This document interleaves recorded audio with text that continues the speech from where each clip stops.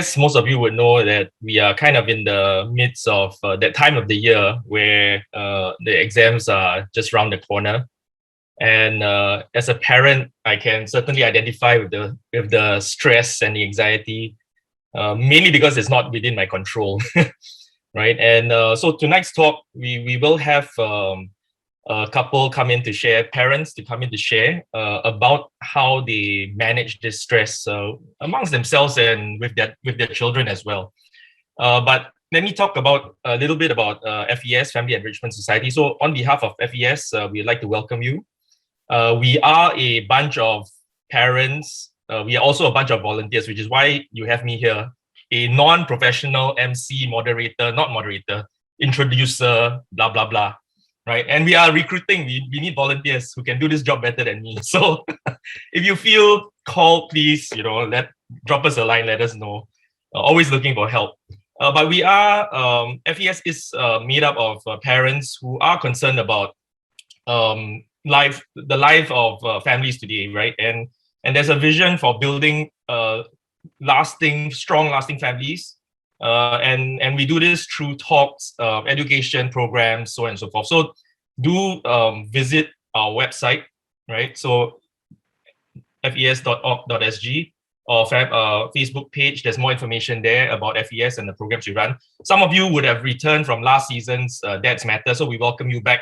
Last year we had, last year and earlier this year, I think we had a series of talks on why dads make a difference. And actually some of the material, if you missed it, can be found on the website and the Facebook page. So you can also consume that content there. It leaves me to then introduce you to our moderator today. So that's Olivia Quay. Some of you may recognize Olivia. So I think probably she was on TV at some point in time. Now she's assistant editor at the Straits Times. And she's a mother of two young daughters, right? And so she will be moderating the session today. I think along the way, if you do have questions, which I'm sure many of you will have, you can ask them in the chat. Our elves behind the scene will collate these questions and will feed them to Olivia through the course of the webinar. And then we'll try to get to answer as many of them as we can, given the time constraints that we have. So over to you, Olivia. Well, thanks so much, Nick. Welcome, everybody. Thank you so much for joining us on a Friday night, no less. I'm Olivia Quay, as Nick said, and on behalf of the Family Enrichment Society, welcome to the first of our Ask Our Family series, addressing exam and school stress. We're all quite familiar with that. Well, it's the start of September, which means that the dreaded exam season is happening. It's getting serious now. Your children and yourselves will be experiencing some sort of pressure, right? For them to perform. And a source of that could be because, you believe there's a certain academic path that your kids should be on. Well, the family that we're spotlighting tonight has an uncommon, shall we say, approach to handling this expectation. Charles Chan and Geraldine Cheong are parents to 5 children. The oldest is 21 years old, the youngest just 7 years old, and all of them are very different academically. As for our speakers tonight, Charles is in education as a primary school principal, while Gerry does comms for a built environment consultancy. So let's bring both of them in to further introduce themselves and their families. Charles, Gerry, take it away. Hello. Hi, thanks, Olivia. Good evening. Good evening. Okay, I'm trying to share. So this is us as a family. I thought we start by sharing with you the last major trip we took in 2019 to Beijing before everything all else happened and can never go on holidays. So this is our family at the Great Wall. I thought it's useful to share with you what it means to us. Because in the video, some of you saw just now of the other family, they talked about life is full of roller coaster up and down. For us, the Great Wall represents that journey. You go up and you go down. Sometimes you walk together. Sometimes, you are people ahead. But then the day, we are always traveling that journey in ups and downs. And there are moments that you see out and you see good things. So this is our eldest, as Olivia mentioned, Rachel. She's 21. She's just finished her poly, and she's now working for social media or influencer. Okay, she may come on later and join us since it's Ask Your Families.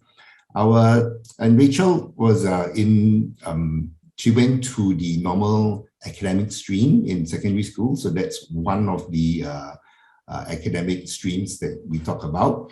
Then there's Sarah, who is, let me see, how old is she now? She's 19. 19. She's 19. She's just finished her IB, and she's gone on to the first year at university. So she went to the express stream. So that's a second difference that you see already. Still very much normal school, still school. We're all mainstream, all mainstream schools now. All of them mainstream. The third one you should see here, he's our eldest son, number 3, Samuel. Samuel is 17 this year, and he's taken quite a different path. I mean, in the sense that after his PSLE, he went to normal tech, and after normal tech, he switched over to NA, and he decided to do his O-levels. So he's doing his O-levels this year. And then number 4 is Joshua.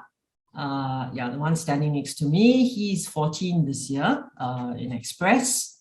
And Joel is the youngest. He's 7. He's just started primary 1. So I'm always telling friends that by the time he finishes his PSLE, I am not going to collect the results because I'm going to get Rachel to go, because people will think that I'm the grandmother. So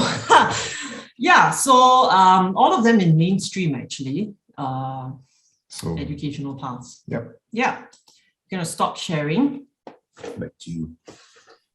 Olivia? Right. Well, Charles, Gerry, thanks so much for that introduction. So if you've just joined us, welcome to our Ask Our Families series. Tonight's topic is on exam and school stress and how you don't have to lose heart or hair over it. And the whole purpose of this session is for you to ask Charles and Gerry any questions you have. So just type them up in the Zoom chat to your right, I believe. Well, and of course, I encourage you to turn on your cameras if you guys feel comfortable enough, no pressure. And as we wait for the questions to come in, Charles, Gerry, I have a couple of my own. All right. So maybe just to get the ball rolling, why did you let your kids make their own academic choice that it would turn out to be the right one for each of them? Actually, if we talk about academic choice, we chose the primary school. We chose the preschool for them at that age, just like we would choose what milk they would drink and all. I think it came to the cross point at secondary school level. I think a lot of parents tend to agonize over from PSLE onwards. Well, I don't have, as an educator, right, you read a lot of theories and all, but I don't have this like one single theory book, that you follow, or I didn't suddenly like decide with Gerry, okay, we're going to do this, according to this guru or something like that. But it did start, I did with Rachel, and when she was in primary school. And as an educator, I deal with different kinds of children, different levels and abilities. We all know that different people, different children, different students have different abilities. And as I was working with Rachel, I realized that maybe, for her, she may not have been, for want of a better label, academically inclined. I don't like to use that term, but, for ease of, the term, she may not have, been able to score that A grades despite her trying. And she tried. So as young as in primary school, when I was looking at her and working with her, I said to myself, okay, that's something we have to expect. I mean, Gerry and I, we came from the background where you study, work hard, then you probably will get a job, that kind of thing. But I don't think this is something I thought so far ahead. But I realized, like the students that I had with different abilities, Rachel may not necessarily be your A-grade student, may not necessarily be your genius, but it doesn't mean that she's stupid. And I wanted her to be online to hear this as well, because we told her that. And as the years went by, I started to tell Gerry, look, there are other ways, other talents, and which is what I do with the students in my classes, in my school. I say, let's feature and focus the other talents that she has, bring up the other things in a holistic way, so that by the time she reached P6 and took her PSLE and got her results, she was able to say, look, I'm fine with the decision if I have to go to NA. We talked about it, And she had a choice. Of course, there were some issues with going to the feeder school. No, it's a IJ school, and if you go to IJ, if you have that cross of either doing express normal, if you chose to do express, you may not stay in IJ. So for her, it was no, I want to stay in IJ, number one, which is her choice. Of course, Gerry chose the school with his alma mater, and in the primary school. And then she said, I will stay, and I'm fine with it because of the years that we talked about. You know, then you think, okay, one daughter, that's it. That's fine. Maybe that's how my life has turned out. But then it was different for Sarah. She did reasonably well. She didn't ace PSLE. She got 230 something. I'm not shy to say that. And she went to Express. But after that, she found her way too. She followed her sister, but she found her way, and she's one of those children who is a go-getter, getting straight A's in O-levels, trying to choose her IB after that, which we thought to ourselves, since we already allowed Rachel to choose her way, it should carry on that way.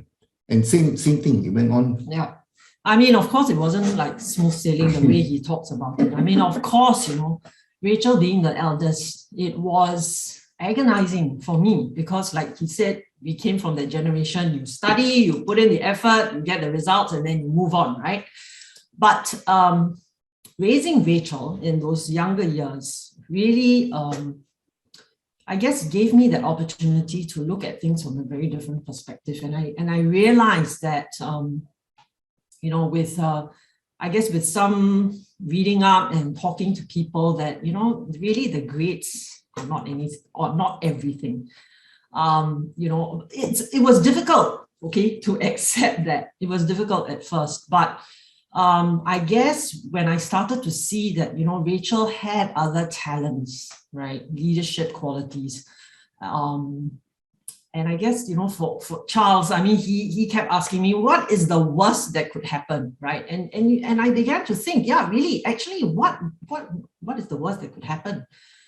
So I went along with that, and I think it helped that at the end of it, when she got her results, I was prepared mentally, and I then asked her when I accompanied her to take her results, and she said she wanted to stay on in the school.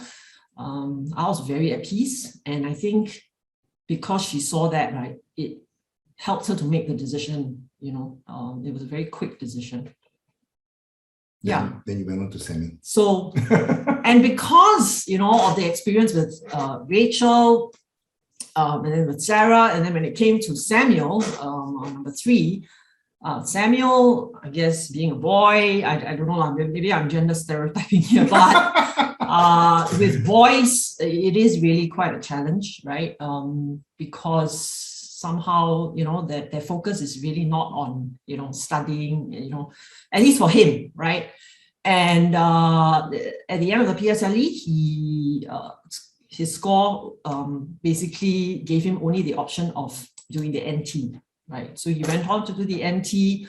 And by that time, personally, I had already, come to terms with the fact that each child has a different ability, right? And it's really to help him actually cope with going on to transitioning to secondary school, so that he wouldn't have such a tough time, right? Starting secondary school. So he started off in Sec 1 in NT, and then I think as the year went by, he realized that, look, I think this is too basic, and I think he felt a bit more comfortable doing other subjects because they had subject-based banding as well. So he started to see that he could excel in other subjects at the NA level, and then at the end of NT, he decided to make that switch to NA. So I think the point we're trying to make here is really what I liked about it was the understanding, I guess from talking to them, at the end of each point, at the point of the PSLE, having that open communication, I think it helps, right? But one thing that I really have taken away from this whole experience is that we are really actually raising adults. We are not, raising children, right? At the end of the day, they still have a very long runway. I mean, and it's actually more important to teach them the virtues, the values, right? To help them actually navigate the uncertainties in the future. Yeah. So when it came to Joshua, we are already very experienced in letting our children choose what they want. In fact, Samuel chose the school which was all the way in the east. We live in the west in Clementi, and I said, "Are you sure?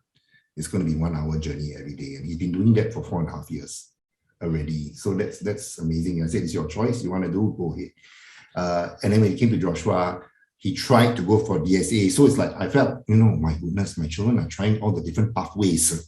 Very good, as MOE. He didn't get into DSA. He was disappointed.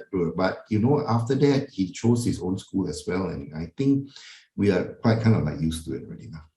So that's that answer to that first question.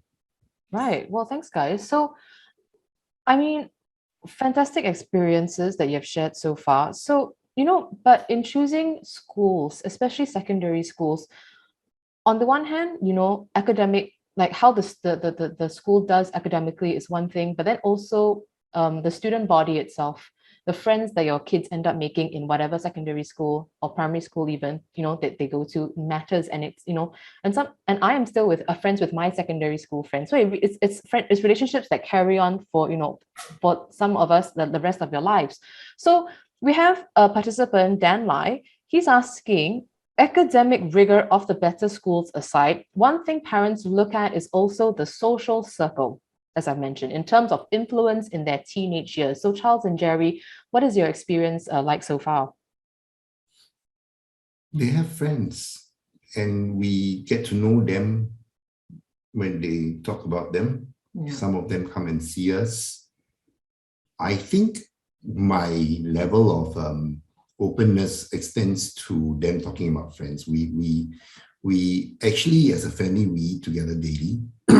And so the children do share, they're very open with us. And I think where my response to that is, whichever school you go to, you'll have a circle of friends and how you work with it. I'm not saying that, you won't get bad company even in good schools, So we have Samuel in school, in a mission school as well. And I think he's not shy to say this, but our friend was caught for contraband, for vaping and things like that. And you ask yourself, I know the family, I know where it's happened, but then Samuel says, no, actually I was the one that bought it. Then am I a bad father? Are we bad parents? I think these things, as I'm thinking myself, my son is the one that's the other way around, influencing other people. But the other children have come from the same house. So it's choice. So we teach them that the choices that you make, including friends, the behaviors that you take and you choose to take on, then you're responsible for it.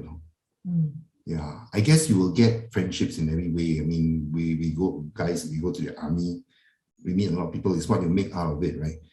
And I get to see a lot of backgrounds. Yeah.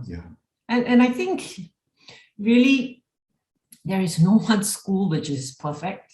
Wherever you go, there will be these external influences, that somehow threaten, their values, and they will have to come to a point where they might be in a situation, where they will have to make a decision, and sometimes the consequences may not be very good, right? And they end up in a situation where they run afoul of the school law, but it is an opportunity really actually to grow, because that's it, right? When you are an adolescent, you are testing the limits, right? Which then goes on to the point about, how do we then draw the OB markers? How do we draw the rules of engagement, right? And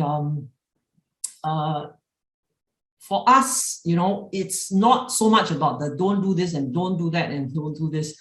You had an analogy about the football field, right? Yeah.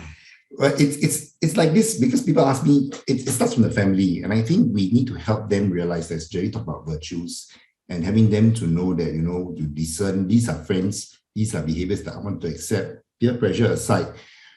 You don't have that one spot and then you say you cannot go to A, B, C, D. because then they'll ask you about E, F, G, H, right? But what we do is we draw that big circle. It's almost like drawing the football field, a big football field, and he says, okay, these are the, the areas that we think would be negotiating, and you play around that field.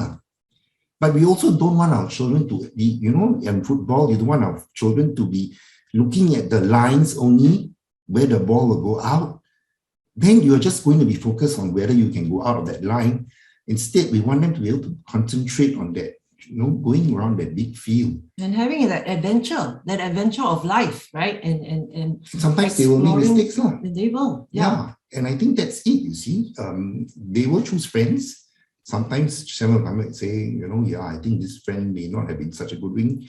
And the girls also say the same thing. And I think that's all part of the journey of discovery is important.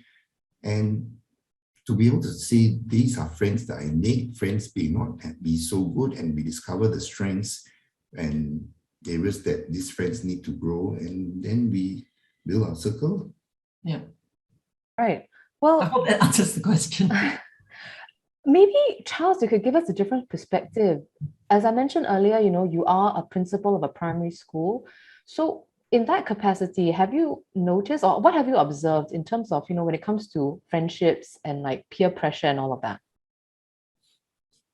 Well, in school, children, they are, okay, if it's got to do with whether or not they are racist or whether they would play with their own kind, that would be quite normal. Children generally play with people of their own, for want of a better word, color, language. But then when you put them in a situation and they see that there's a common area of interest, it's no longer important anymore. When they first start off, they will say, okay, this one is different from me. But if they're exposed as a family, then they will say, okay, now nothing is different. So I'm not sure whether my experience in school is speaks for itself, but I'm saying that when you give them opportunities to interact and they focus on a goal like CCA or projects, then I think children and students alike will be able to say, okay, look, we need to focus on that. And they discover, just like I talked about friends, some of them have strengths, some of them have areas they need to grow. And then they start to work it out. I think it's when adults start to interfere and we start to say, in my experience, the adults are the ones that come and make something out of nothing. My child is bullied, okay, yes, maybe there was an altercation somewhere, but we'd like them to be able to work it out. There are cases of bullying, but it doesn't mean that, we have to come in at every step of the way. Then the students will never find that, ability to bounce back off that trampoline, always having that safety net. That's something that my experience tells me. I think we need to let them discover, quarrel, make friends, make up again, and then move on and learn from that lesson. And some daughters tell us happens in school. Yeah. Okay, so let's, I guess, go back to the crux of this session, handling how parents can help their children or how they themselves handle exam stress and school stress. So your 5 kids, I beg your pardon, different career, different academic paths. So how did you manage to, prepare each of them for their exam, especially those big exams? You are best to answer that kind of questions. I don't prepare. Okay. I must say that, it was for the first 2, especially for Rachel and Sarah, because, it's the unknown, right? So, of course, first-time parents going through the PSLE, it's like the, whole world out there. You're not sure. So, you try and be a bit kiasu. I became a bit of a tiger mother. Charles was really not quite involved at all, and he really chose not to be. Not involved doesn't mean that I butch up, not involved as in I wasn't the tiger father. Yes, and I think it worked well for the girls, right? Because I think having one tiger mother is enough already. So, but he kept telling me, he kept pushing the boundaries. I mean, he kept asking me, is it really necessary? Is it really necessary? Yeah, but, if we don't do this, we don't give them the tuition, they might fail, they will not be able to cope, and and his line to me was always, so what, right? So what if they really cannot cope? So what if, they can't make the grade? Yeah, it's a process of discovery, right, for them. And of course, I couldn't see that, but I guess with Rachel in the end, because, obviously she was trying her best, but she was struggling, obviously, to get into the express stream. And then I realized it just coincided with the realization that, look, I am not in control, really. I shouldn't be in control. And then that's when I started to relax, right? So if you ask the boys, I went almost to the other extreme, although I have to hold myself back, I don't coach them at all. Right. When it came to the PSLE, I definitely did not take leave. Not that I took leave for Rachel, and I felt that was better, because at the end of the day, we are there because we are parents. We want to be cheerleaders.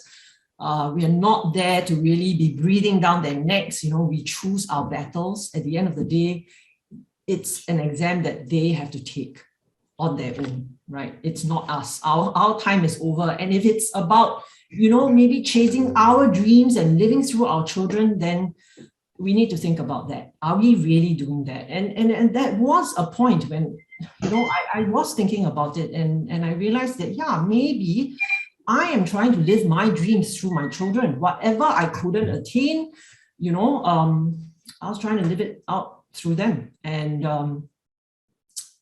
I think, it happens. I mean, this theme continues about, living the dreams. Every time I talk to parents who are worried, right? I'm not sure whether they're fully worried for the child. So they say, I'm very worried for my child. I'm thinking to myself, they're worried for themselves. It's got to do with, their own pride, personal skeletons in the closet. And you talk about PSLE day of results, right? When parents are more kanchiong than the children. I attend these PSLE results every year, and I see the parents, right? I'm kanchiong for the child, because I get stories. I see parents. I don't know if there were any parents from my school, but I have parents who really make it into a drama. And I thought to myself, my goodness, this child got 250, and then the parent is saying, there's no other school in Singapore for you, you can't get there, you only got 250, how come? And then I think to myself, where is this going?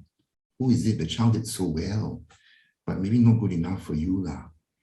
And so these are the things that I hope we don't become. And that's why I keep telling Gerry, relax. It's not that I don't care as a father. I do a lot of things for my children. Hello, Rachel. I know you're online. She just came on. I think she. Yes, we saw. So actually, you guys have shared quite a bit about Rachel's story and your experience in trying to, I guess, work with Rachel in her academic pursuits and her academic path. So, Rachel, we would like to, bring you into this conversation, and at the same time, answer a question that maybe can be posed to you as well as your parents. So, Rachel, how did their approach to, you and your siblings, how you guys performed academically, how did all of that affect your relationship with your parents? How did you feel how did you feel about their approach handling it? And how did you respond to the different paths that your siblings took? And I guess, and let's hear from Rachel first. And then for Charles and Gerry, how do you manage the sibling relationship between the 5 kids? So Rachel, you have the floor. Hello. Sorry, I'm in the cab. I'm not sure if you can hear me properly. We can go ahead. Okay, so I'm Rachel, and I'm my parents' first daughter. To be honest, I didn't really feel outcasted from my family, because I think since young, my parents always highlighted that I had other talents other than being able to study academically. And I think for that, I'm always very grateful that since young, whatever I wanted to do, my parents were always supportive. Like when I wanted to try gymnastics, they were supportive. When I wanted to try swimming, they were supportive. There was never a time when they were like, oh, you can't do gymnastics because you're flat-footed, or you can't do swimming because you will get injured. So they always gave me the freedom to try what I wanted to do. And so when I found out that I got into normal academic stream when I got my PSLE results, yes, I was a bit sad because all my friends went to Express, but another part of me celebrated the fact that I had other talents. And I think in my life so far, I wouldn't be where I am if my parents didn't give me the freedom to choose and decide what I wanted to do. Even now, I'm pursuing a career that is totally different from what a normal person would pursue. Like I'm working for an influencer, and you can kind of call it like an advertising agency, and I'm a content producer where I produce content for the different brands. But I studied food science and it's totally unrelated. But I think this is life, we get to choose and decide what we want to do. At certain stages in our life, we will want to experience different things. And for that, I'm very grateful that my parents never once told me, hey, you studied food science. Why are you doing something completely unrelated? Or why did you not pursue your degree? So, I think being able to celebrate my different talents and achievements is something that I will always be grateful for my parents for doing. And as for my siblings, I think each one of us have very different talents. Like for my sister, she's more, she loves studying, and that's her passion, she really likes studying. And even though she likes studying, she might not be very creative. So everybody has different talents. And I think as a family, since young, my parents have never been the sort to compare us, like, oh, how come Sarah can study so well but you can't? And I think this impacted my my way as how I see my siblings, and that we are all different and we should celebrate the fact that we are all different. Yeah. Nice. Yeah, very well said, Rachel. So, Didn't rehearse this. so Charles and Gerry, how do you manage the relationship between your 5 children? As Rachel pointed out, we highlight the strengths of everybody. And I think everyone is unique. Everyone has different talents. Some love to cook, some like a variety of things, and they go in and out of these things, and we'll support them, music or skateboarding or whatever it is that is within our means. And they all accepted it. And like, for example, Sarah is in uni and Rachel would have qualified for uni, and she had a conversation with us. I wrote about this in one of my articles, and she said, I'm comfortable not going. I don't need to. I just want to pursue what I think I can do now, and there's no need for me to go and do something at this stage right now. And so the sister has gone on. There's no comparison. She's very happily taking the sister driving her to the hall on the weekends. And that's the relationship they have. I think as a family, if you start off with good relationships, then and you try your very best to highlight different skills and strengths and competencies, then there's no one that can say you are, putting one against the other. And I think it's really also about the focus, right? What is your focus? Is your family focus and your family goals, is it totally academic?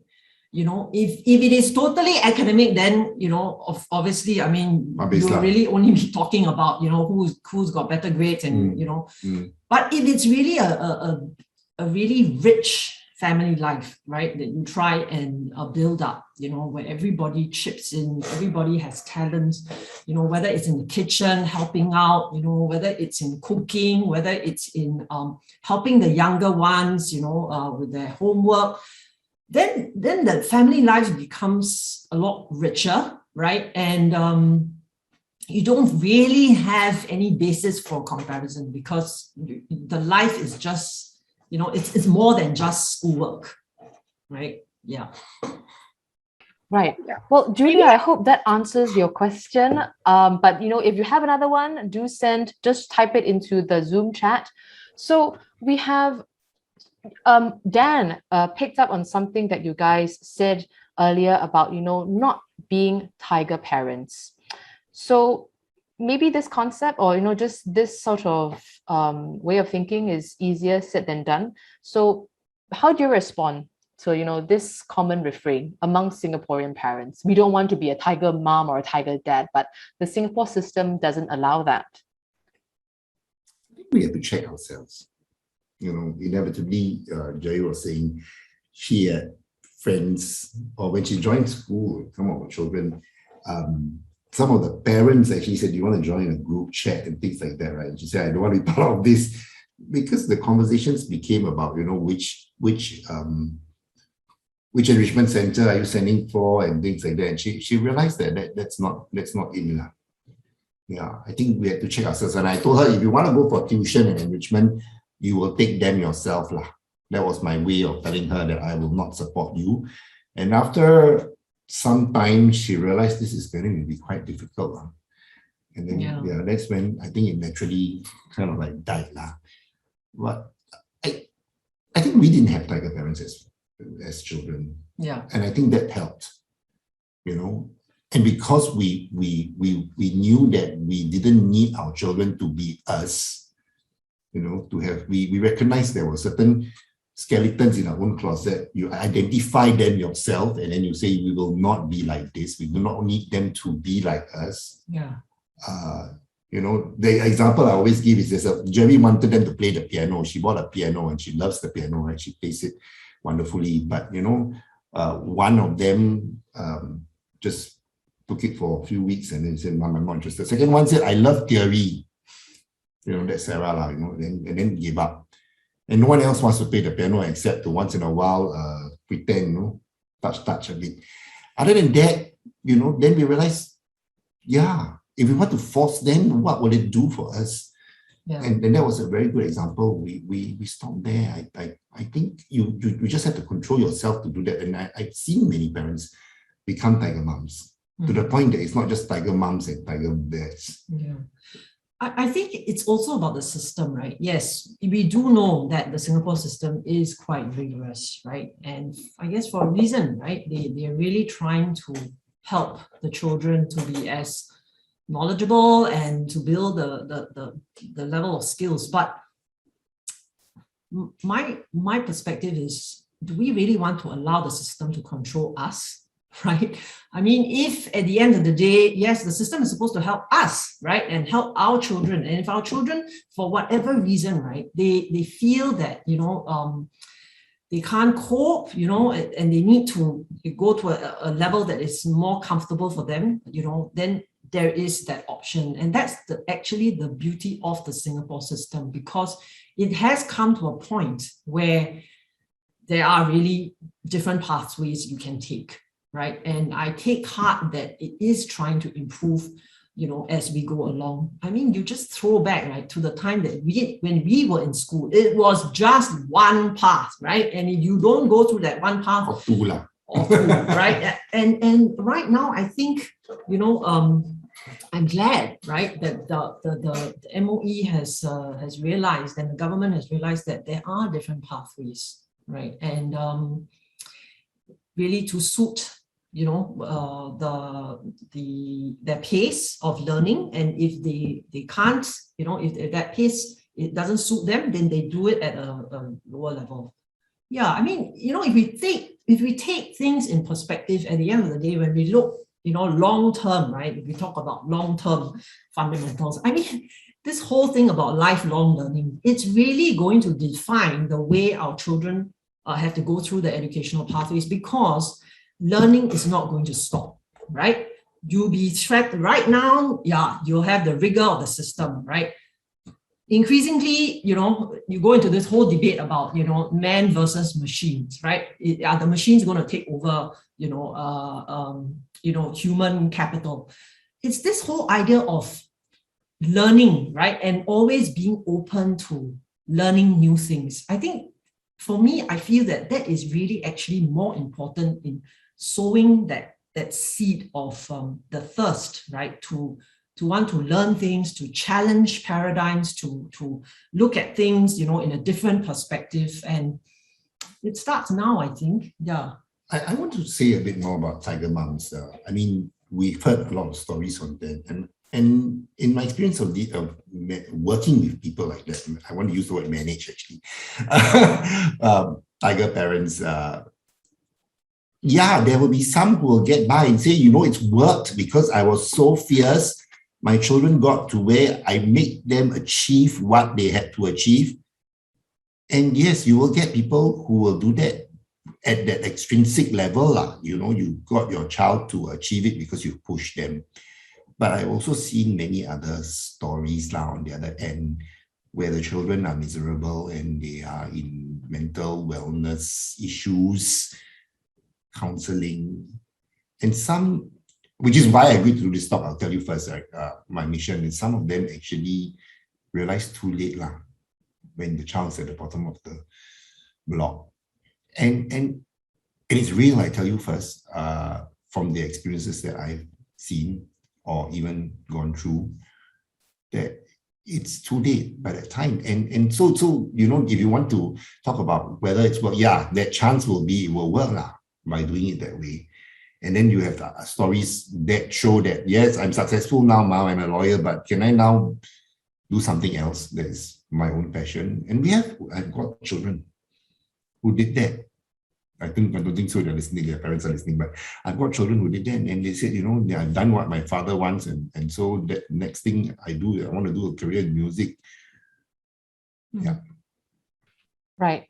Well, thank you to everyone who has sent in questions. We will keep answering them with Charles and Gerry. But in the meantime, we'd like to seek your support first, to help in the running of the Family Enrichment Society with a generous donation. Open your banking app, select the scan and pay option. Of course, scan this QR code that's on your screen right now and make your donation. Thank you very much. Okay, Charles and Gerry, back to you. So we have a few maybe on the subject of how do you how do you balance nudging your children to do better and achieving more versus letting them move at their own pace? Because perhaps, some children the tendency is for them, to take the easy way out if possible. So how do you make that balance? Hi, Rachel. She's back. I used the analogy of the kite before. I think people talk about that. And you have a string and then you want to sometimes let go. It sounds nice in theory, but sometimes, the kite gets entangled and you try to rein it in as well again. And in the years that they are younger, this is Rachel. Hello. Okay. In the years that they are younger, I guess that's when you have a little shorter string. And as they grow older, I start letting it go. And now kites can find a remote control. I like that analogy. I talk about that to my teachers a lot. And we sometimes make mistakes in how they pull back and let go. And Gerry says, okay, she tries, and then she says, have you done your homework? There's simple questions like that. And then the children push back. Yeah, trust me, and I know how to manage it. And I keep telling Gerry, we need to let them learn. What's the worst that can happen? I've always said that, right? If they don't fail now, when will they fail? When will they learn to take failure in the future? And sometimes I wish that some of my children, at least, would actually fail badly. I think maybe with God's grace, they're okay. But the fact is, I sometimes wish that if they actually had that one moment in failure, it's good, then it builds them up, makes them more resilient. It's when we always dare wanting to save it. And I talked about Tiger Mums, I wanted to say they're always wanting to save it to the point that they are willing to, come to the school and say this and say that. sometimes, pressure, and about lawnmower parents and things like that, right? They pressure the teachers. That's when the children think, I don't have to work so hard. My parents can do this for me. Yeah.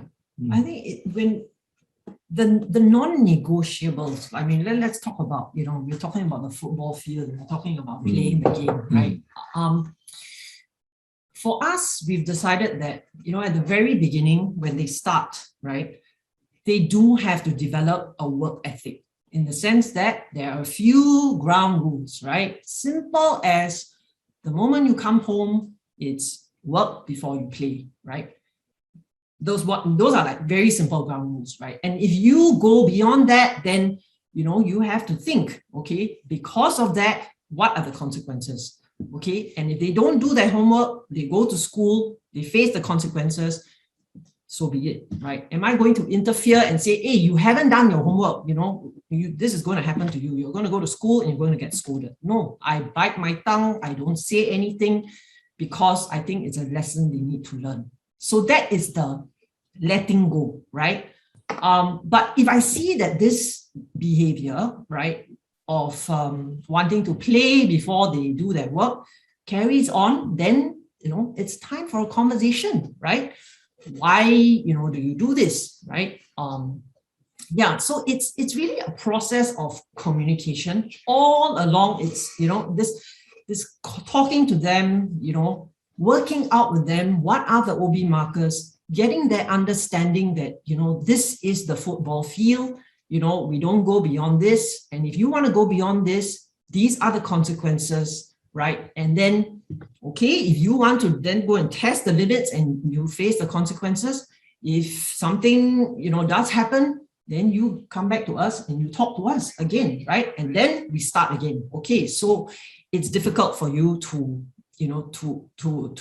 stick to these OB markers. You want to push it out further. Okay, you want to push it out further.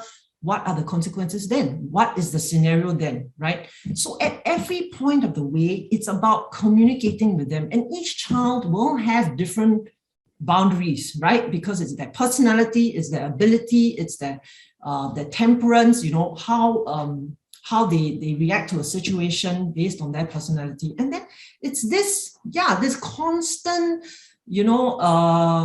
pushing, pulling with a kite, if you look at the analogy, but all the while helping them to, go higher and higher and higher, so that when they come to a point where,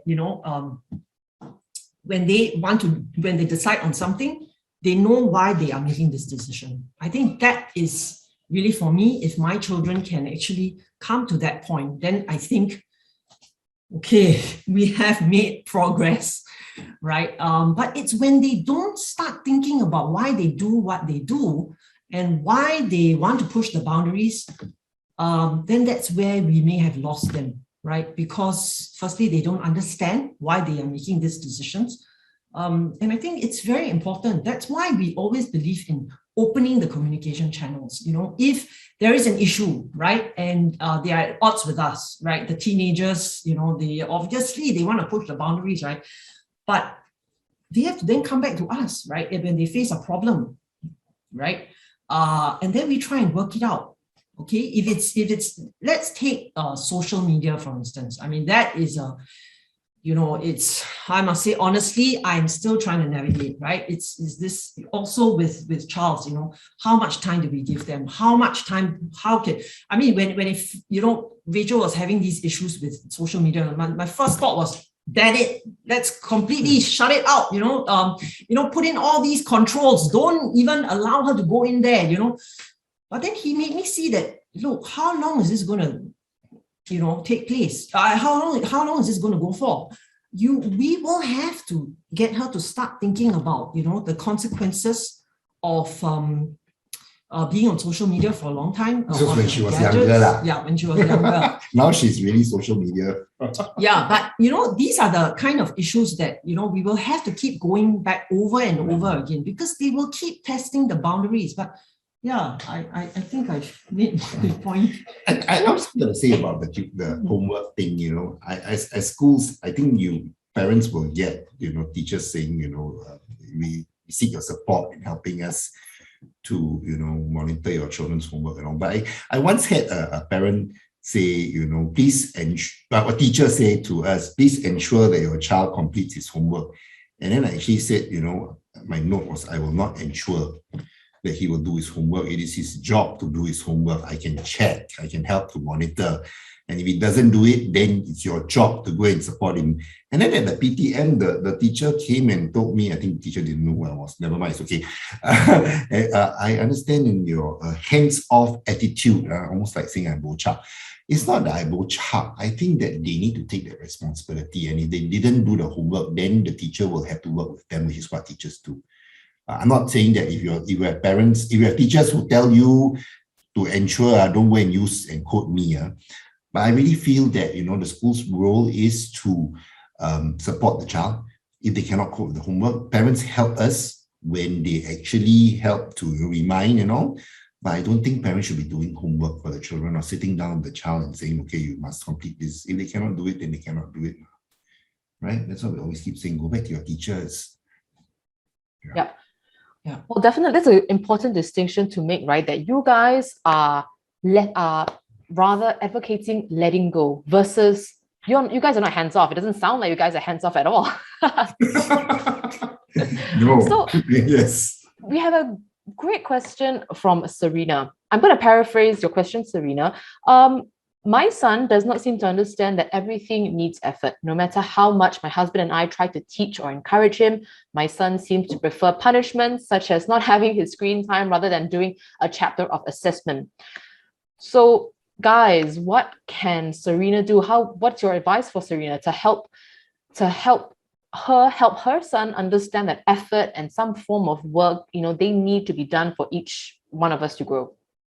I think I need to know the age that Serena's child is son is. But for me, I mean, as an educator, you talk about using extrinsic demotivation and having to deal with behavioral management. When they're younger ages, then you will have, for one of the other consequences and sometimes punitive measures.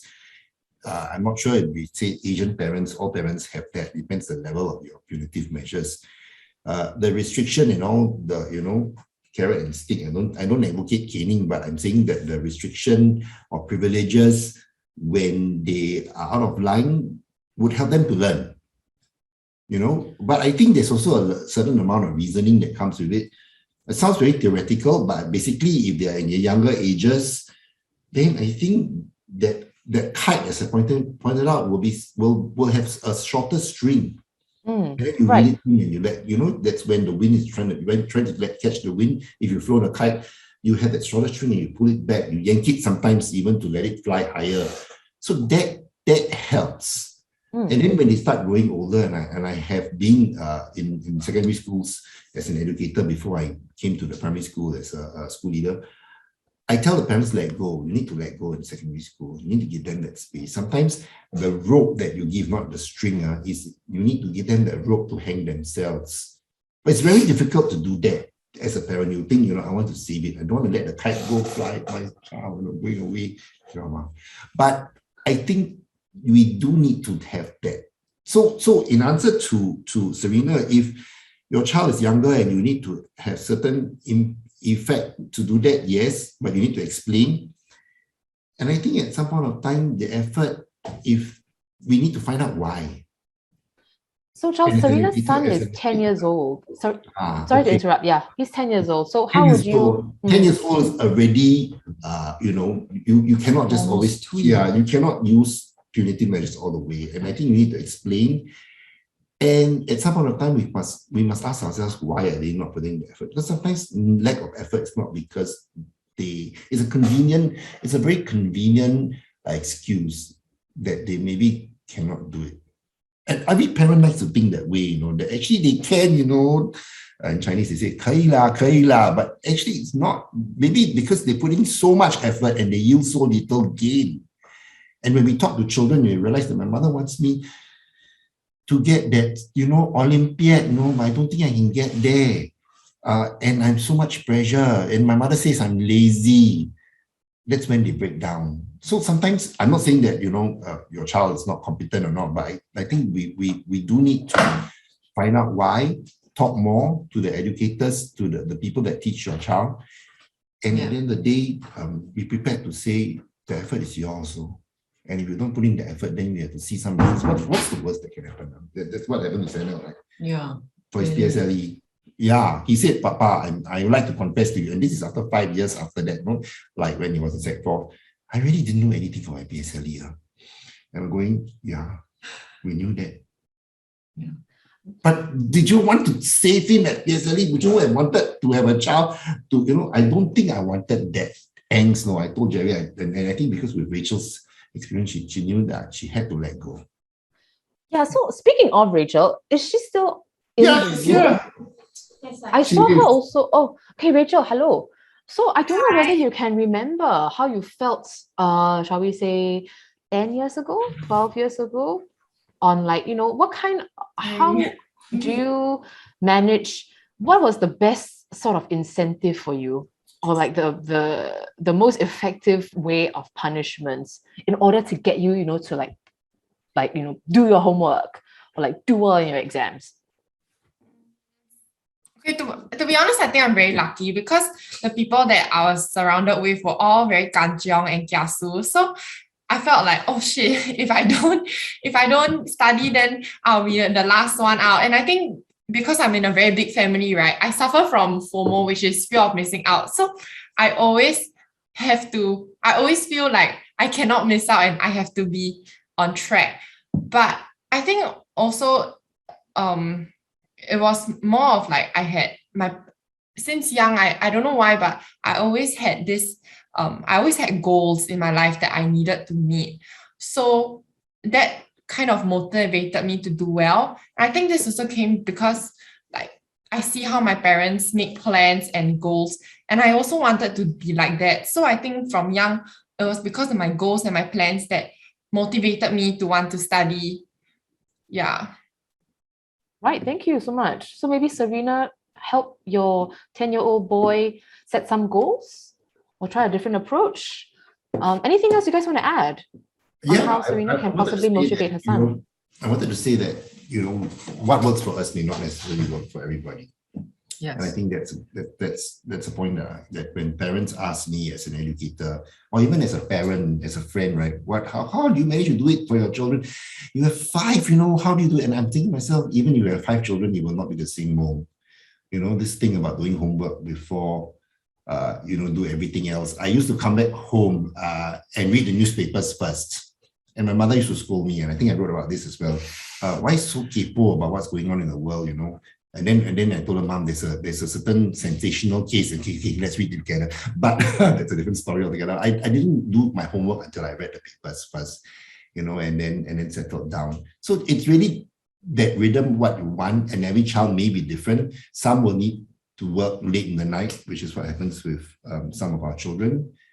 And some of them just, can work in front of a computer. I don't know how that works, but some of them say that they work best.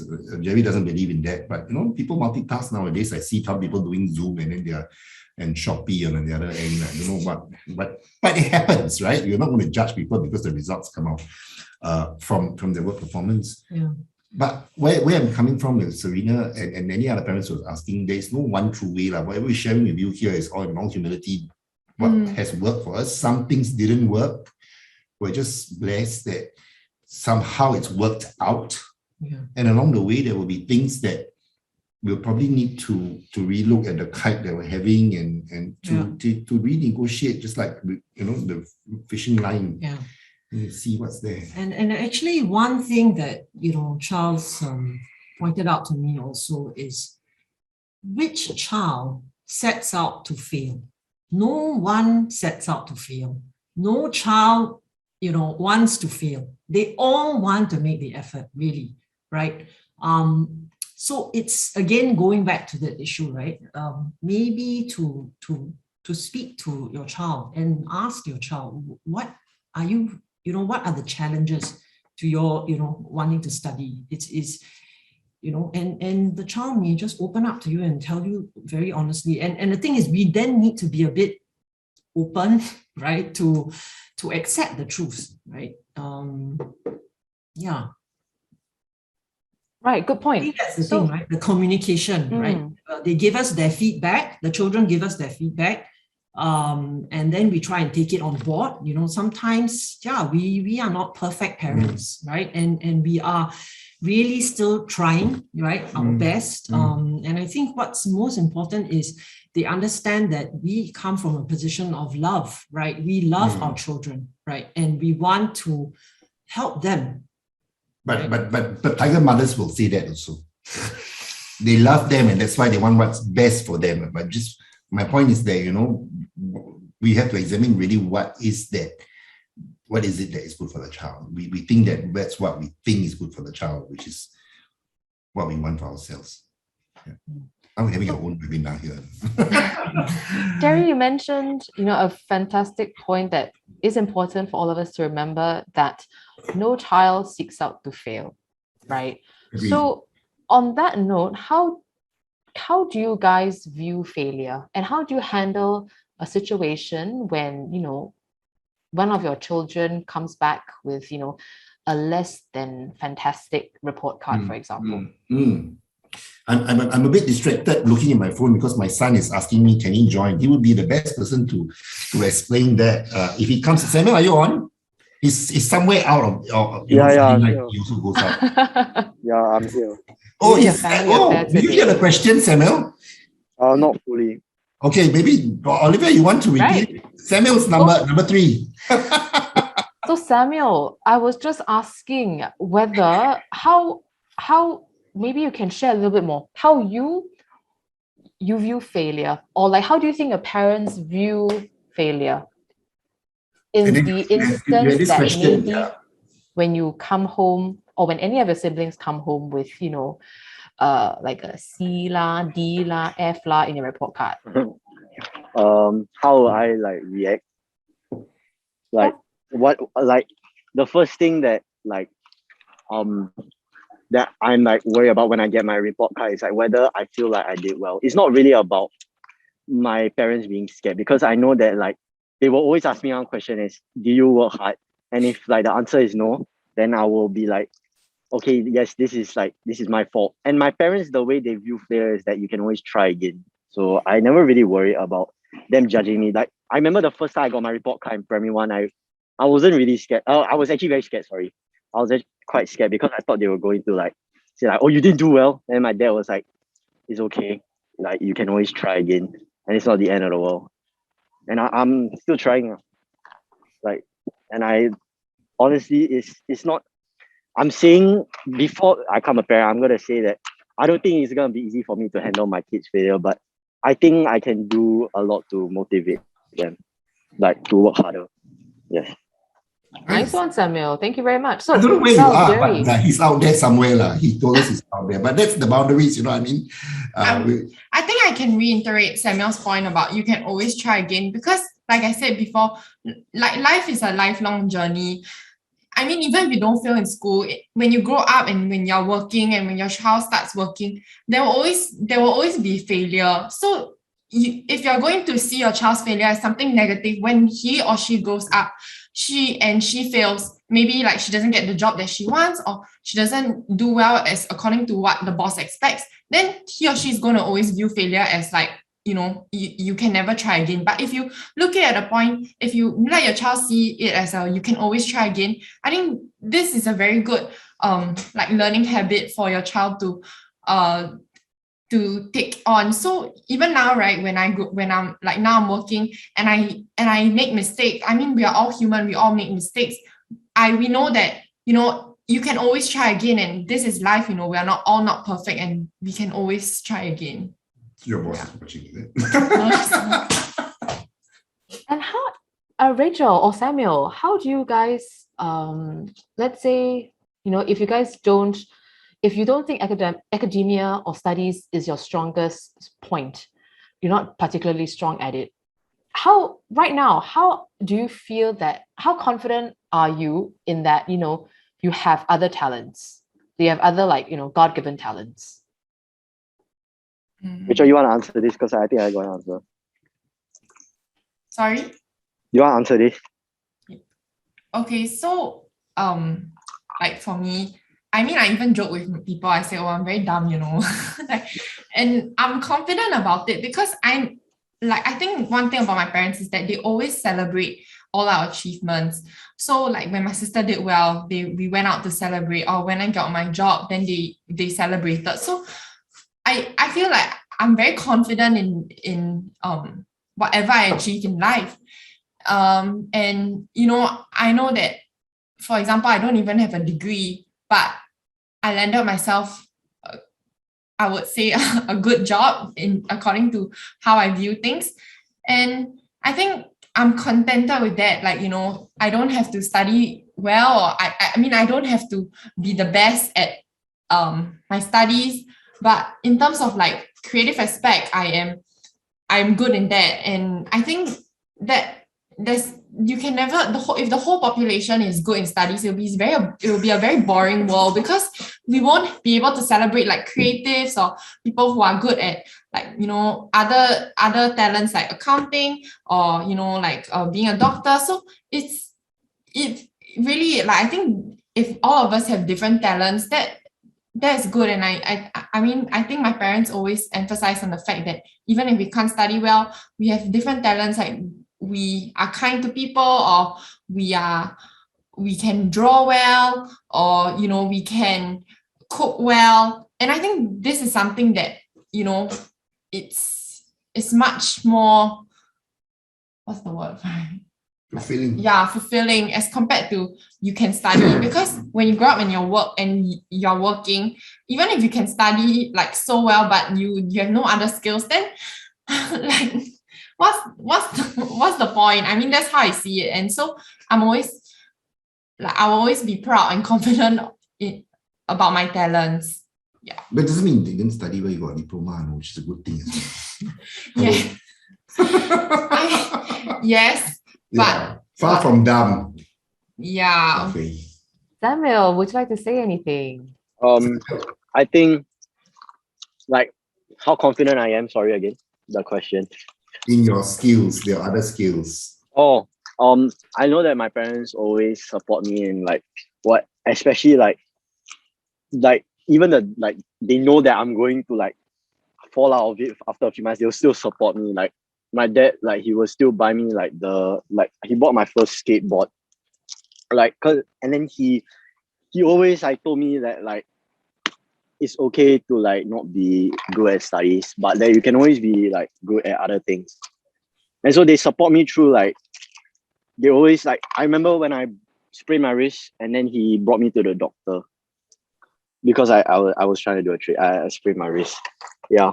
And then also I remember the first time, also like the other skills I have, also like I learned how to play the guitar, and then he followed me and then to buy my first amplifier, and like I felt like it was very important to me because I felt like there was someone supporting me. And then he would always tell me that my playing is good. Yes, but it was still meaning a lot to me. Okay. Would you say, guys, that Rachel and Samuel, would you say that, you know, whatever interests and whatever pursuits that you wanted to undertake, that your parents took you seriously? They didn't blow it off. Yeah. I mean, for example, I wanted to, I mean, from young, when I told them, oh, I wanted to be a teacher, then they will always share with me about what it's like to be a teacher. Or when I said like, oh, I wanted to be an air stewardess, then they will share with me about what it's like being in the airline industry. And I think when things got serious and I told them, oh, I really want to be a photographer, like I want to try and take photos, they also didn't stop me. Well, maybe my mom had her doubts, but then my dad was always the one, okay, go for it, do it. I think this is something that if I didn't have the support, I won't feel confident in partaking it. And like when I think when Samuel has a lot of dreams. Like for once he said like, oi. I want to be a shoe designer. And then my parents are like, tell everybody, oh, he wants to be a shoe designer. And they're so proud of him for wanting to be a shoe designer. And then the next thing he says, no, he wants to be like a journalist. And then they will still say, oh, okay, now he wants to be a journalist. So I think they always support us regardless of what we want to do, even if it's a crazy path. Or like when I told them, oh, I'm going to be working for influencer, they were like, huh? But I think it's what's that? Who is that? But I think our world is really developed, and there are so many different things that you can be out there right now. So for them to say yes to what we wanted to be, I think if I were a parent, I will also question myself, because like, how sure are you that your child will be in good hands or your child will do well? I think it's a lot of trusting, and just trusting that your kid knows what they want. And like what my mom said, no one sets out to fail. So I think it's trusting that your child will never want to fail. And yeah, I think they've always been very supportive of what we wanted to do in life. Every time I told them I wanted to do something, then they always tell me like, are you sure? And like they will tell me like, oh, the designer, and like, what do designers do? And then when I told my mom I want to be a journalist, and she told me, you better do your research and all that. And like, if you didn't, I mean, I don't say this, but if you didn't tell me, like make me question, right, I don't think that I would have like been really serious about it. I'll just be like, oh, I want to be this, then I'll just let it go. But they will always like question me and like ask me like, okay, like, are you sure about this industry? Like, and then they'll tell me about it. And you need to tell your children that like, oh, are you sure this is what you want to do? Because I feel like maybe sometimes, I mean, even for me, like, I don't even know if I take my decisions seriously. So like, yeah, I think it's important that like my parents have told me that like, question me and stuff. Yeah. For sure. Well, Samuel, if you still want to be a journalist, your parents can give my number to you, and I will give you all sorts of information. Well, thank you very much. I will love to. Well, Charles, Gerry, Rachel, Samuel, you guys are the way you approach education and academics, I would say it is in the minority, because most parents, they would have a certain academic path that they want their kids to be on, like they insist on it, right? All these tiger moms and tiger dads. But so guys, what do you think is the biggest fear that if the children veer off this path, this very strict path? I think very simply, lose face though. I think that always, and I used to think that it's an Asian thing, and I said that before, right? But it's not. No, my experience with non-Asian parents as well. They are also very concerned about performance. Everybody wants their child to be a genius or gifted. When you talk about gifted, they will train and do all this, and then they didn't get it. It's like the end of the world, because it's as though they didn't produce the golden egg, and to their friends or to their to their parents, the grandparents of these children, it's like they failed.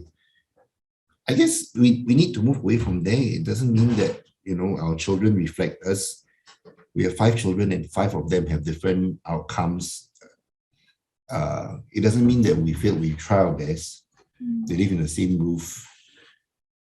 And I think if we get away from that, that's when we start seeing parents who will feel, okay, it's fine. I mean, I can let my children go a bit. It's like the kite that you finally, you had to, you lost control of that kite, and you feel, what happens if I lost control? We have to trust that eventually that kite will fly somewhere, and it's on a remote control, and it's actually turning into a glider, and it can, be up there in the air. Yeah, If and you always don't going mind back to the question, I keep repeating it, but really, what's the worst that can happen? Right? If it could be that, we live in a very competitive society. There are all these aspirations, that people have, either about careers or about, their goals in life, to have a comfortable, to live comfortably. And sometimes it may not just be about that, right? It's about the richness of life. And as you are going through that process and enjoying that process of discovering, the talents, and as a result, there may be failures, but then you try and learn from it, Yeah. Not sure if that answers the question, but yeah. I I think, think yeah. oh, you see? No. No, I think like at the start when like because I'm the oldest child and I was the first one to take PSLE, and like my parents were well educated. I mean, they have a university degree, and my father is an educator. When people first asked me, "Oh, you finished your PSLE, how do you do?" I was initially, to be honest, and until now, I still am quite like embarrassed sometimes to say that I'm from normal, because I feel like I am a failure to my parents, especially at the start, and to my relatives, especially my grandparents, who I feel really had a lot of faith in me. But my parents always say like, it's okay, like they always reminded me that it's okay to feel this way, and it's okay that you are not inexpressed, because like you have so many other talents. And I think for them to remind me, it really gave me a lot of confidence to be able to continue to feel confident about my decision and my purpose in life. And I think now, like when my grandparents look at me, or when my parents' friends look at me, and then they find out that like, oh, I'm from normal academic, it doesn't really matter anymore, because I think who like they have made me to be is a testament of like like the good parenting. Like my grandmother used to say, oh, you're from normal, but then now she's like, oh, I'm so proud of you. And like everybody always says that your parents brought you up so well, and it's not because I'm inexpressed, but I think it's because of how confident I am and of like my other talents that I have. Yeah. Samuel, did you have the same experience? Being from getting a really bad PSLE score and knowing I didn't study, I thought that would infuriate my parents, but my dad said, I'm very proud of you. I mean, he didn't do much, but I still felt like I was being pressured by my whole family. So, but not as bad as Rachel, I think, because she took the fall for me first. Yeah. So being from like normal technical, my parents never said that, oh, you're stupid, you're dumb. Like they never said I was a failure. And they always say like, whenever I got good grades in like when I was in secondary 1, I always told them and I'll be very happy, and then they will support me. And then when I failed, they still supported me.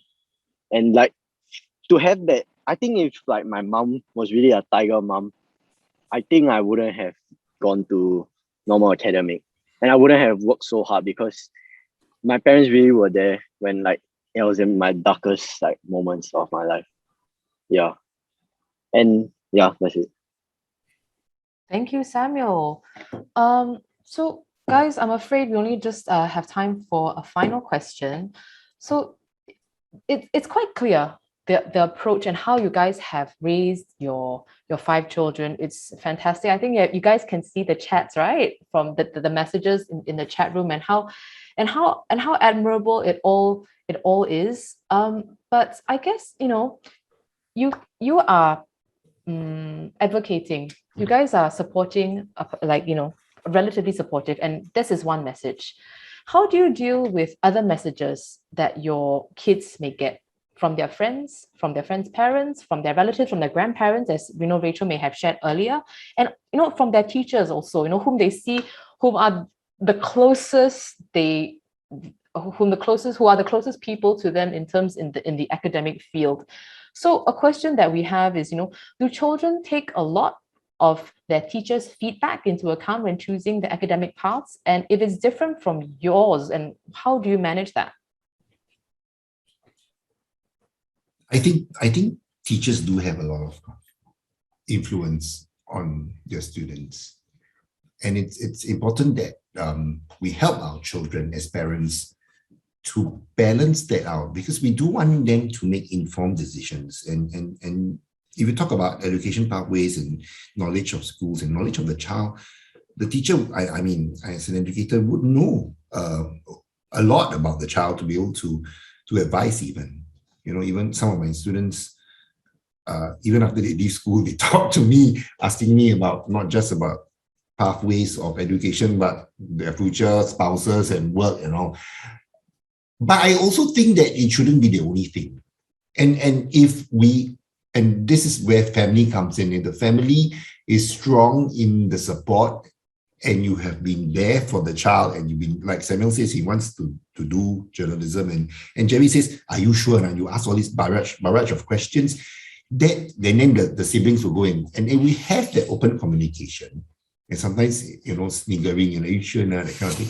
Then the child goes, hey, something wrong. You have all this sensory, holistic experience of, helping you to make their decisions.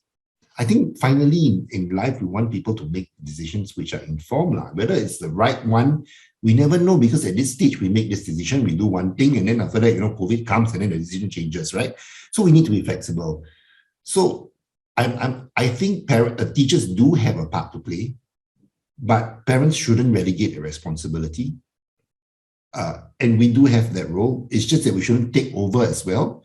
And ultimately, the decision should come with the child.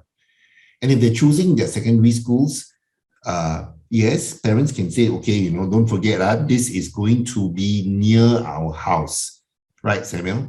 And if you want to go to a school that's 1.5 hours away by public transport, it's your decision. Then so be it, no? I mean, if they want to travel all the way and take their passport and shop at the Kallang River and go, then that's their choice.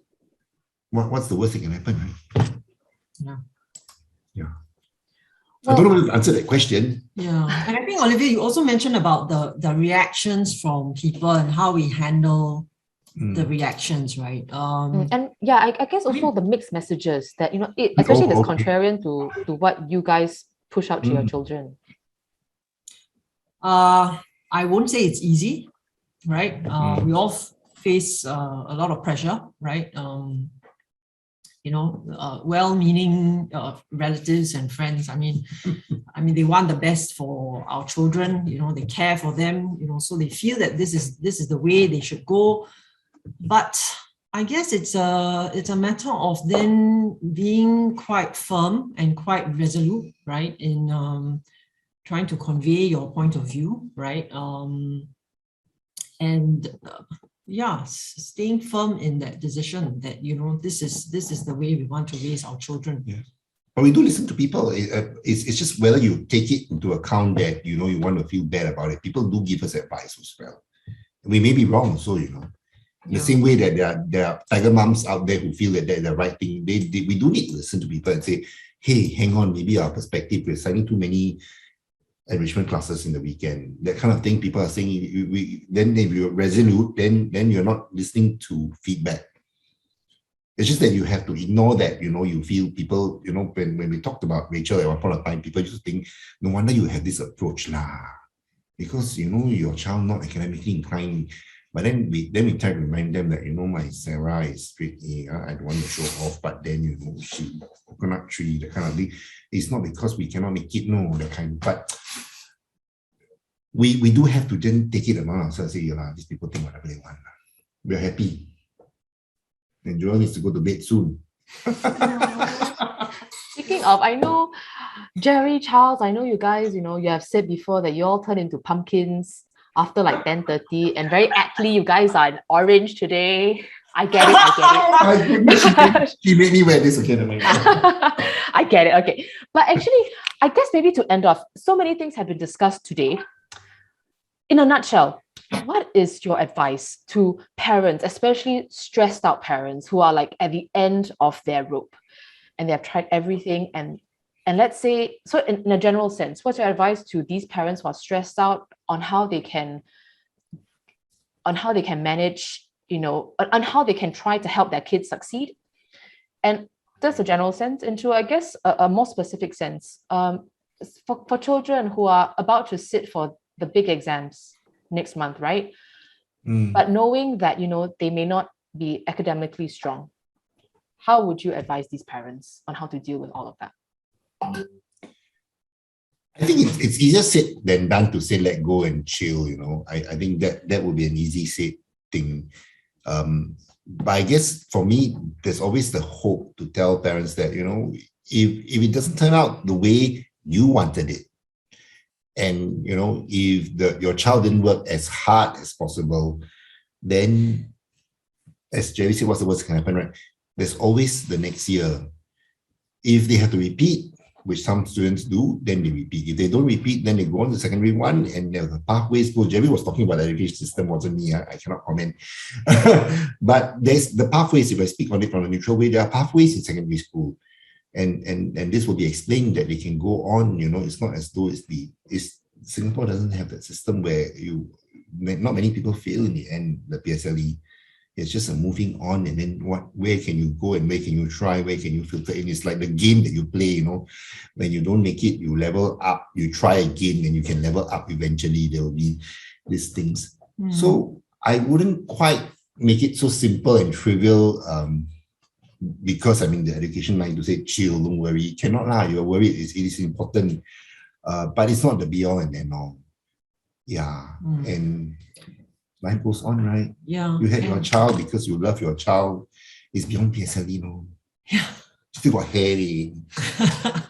and really, take the long-term view on things. I know it's hard, right? Especially if it's your first PSLE, it's difficult, to because it's really the big unknown, right? But if you take the long-term view that this is not the end, there's still many more years, and it's really the child's welfare that you have at heart. You're helping them to be the best version of themselves. So just soldier on. It is hard, but we will get there.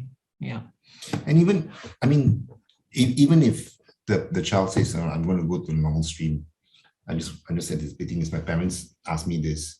There'll be ways. There'll be ways, and that's what the subject-based bending next year. All schools go into. There'll be more schools going to subject-based bending, and I'm not supposed to talk about education policy, but you'll find out now. There are other pathways now. Right. Well, Charles, Gerry, Rachel, Samuel, thank you very much for taking the time to share all these different perspectives. We hope that you've gotten some learning points or tips from all of them on how not to lose your hair or any heart when it comes to preparing your kids for their exams. Once again, the Family Enrichment Society depends on donations. So if you'd like to contribute, here's the QR code. Very simple. Just open your banking app, select the scan and pay option, scan the QR code, and make your donation. Thank you very much.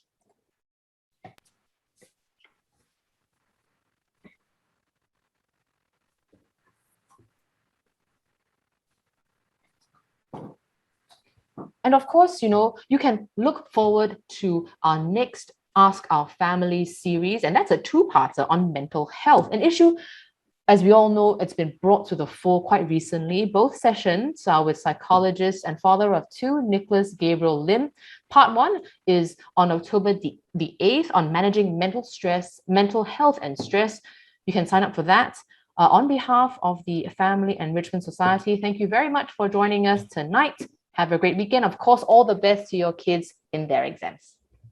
Thank you very much, Olivia. Thanks, Charles, Gerry, Rachel, Samuel, and Joel. Thank you so much thanks so much. Yeah. So for those of you who are still online, we just ask you to help us with a very, very short poll that is on your screen right now. If you could just help us take that, it will help us also identify future topics that could be of interest, and then we would then obviously source for the speakers to be able to help again build loving, lasting families, which is part of really FES's goal. Again, we are run by volunteers, so none of the money that you're donating will come to us. So rest assured that of that. And we hear the treasurer actually is quite bored because there's really not a lot of money for him to count. So if you can help us, again, donate.